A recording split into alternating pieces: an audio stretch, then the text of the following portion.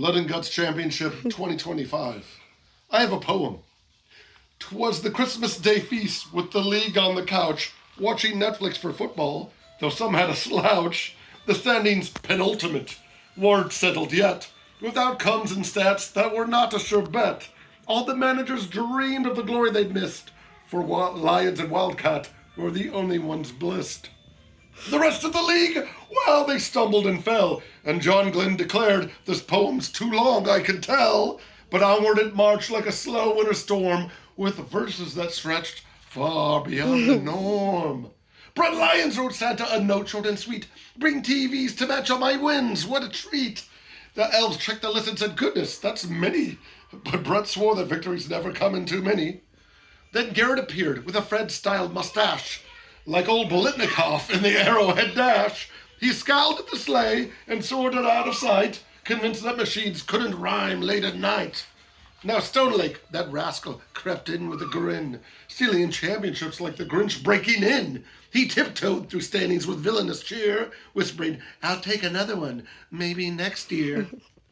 Poor Griggs had a baby, adorable, yes, but Jeannie was tired and the lineup a mess. 5 wins was a ceiling, the limit, the fate, for diapers in football don't coordinate. Goody sat brooding, his season a bust, his fantasy roster a pile of dust. But his heart felt a deeper, more Catholic sting. For Bishop Moeller High School, he'd give anything.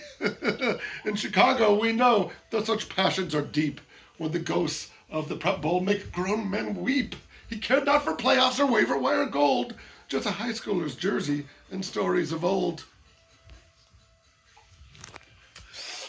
And Tyler proclaimed, as he does every year, "I'm better at leagues that are not over here." Yet somehow his greatness stays trapped in the mist, a legend in leagues that may not exist. Some whispered that Jake should have earned the bye slot, but Arrowhead's farewell had him tied in a knot. He stared at the news with a tear in his eye, and his roster forgot it was meant to comply. Then Crago retreated deep under the floor, where peppers were blooming behind a closed door. While the rest of the league was watching the snow start to fall, he was farming the basement, not thinking of ball. With his LED lights and his spicy bouquet, he nurtured his habaneros all through the day. Let the others find glory in touchdowns and wins. Crago's basement is where all the heat now begins. And Pat Gallen sighed, "For a grill is a chore. So we hired a man from the Ace hardware store. Please build me this Weber and teach them to throw," as he pointed at daughters with softballs in tow. So the handyman labored with wrench and with mitt, while Pat stayed inside for a long winter sit. With a perfectly spiraled and underhanded toss, his daughters found wins, while the grill was the boss. Then McAvoy smirked, having finished quite fine, but the laws of the universe will soon align. For entropy calls and chaos is due.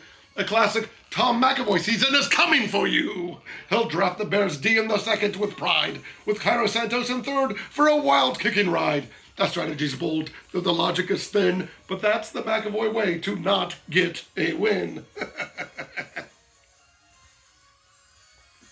So the league settled down for a long winter's rest, each dreaming next season they'd finally be best. And the stars twinkled softly above the cold night as the Blood and Guts legend slept out of sight. Merry Christmas, losers! Woo!